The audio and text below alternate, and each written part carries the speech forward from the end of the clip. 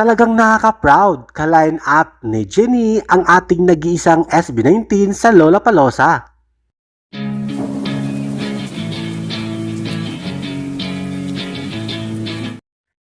Update tayo sa Lollapalooza journey ng SB19. Ka-line up pala ng SB19 ang nag-iisang Jennie ng Blackpink at pasok na pasok sa Lollapalooza ngayong July 30 to August 2 this year. At may qualification pala kung bakit pasok na pasok at qualified ang ating nag-iisang SB19.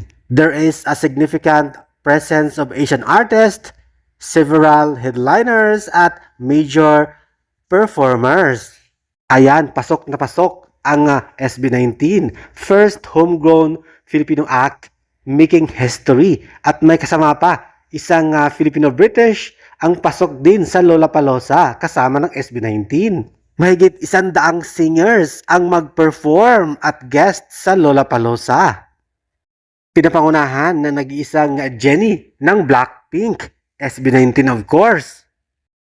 Cortez, Yuasabi, Ado, Bia Badobi at marami pang iba.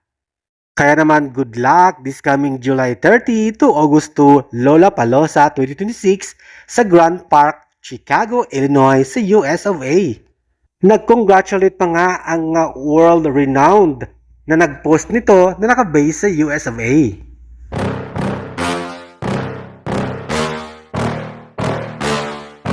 Yeah. Please tell me that I can't, that I won't, that I fail, that I'll never make it out, yeah. Please tell me all the bad, never good, fill my head full of every single doubt, yeah. Please say any negative thoughts, I pop off when I hear people say I cannot. I get off to the thought of proving everyone wrong, I won't stop to the top, so you better back off and get lost. I'ma stay loud, stay proud, never running out, never heading south. I'll be spreading out, call it word of mouth, can't put me down, I'll be getting loud. You can have your doubts, not what I'm about, have your fucking clout.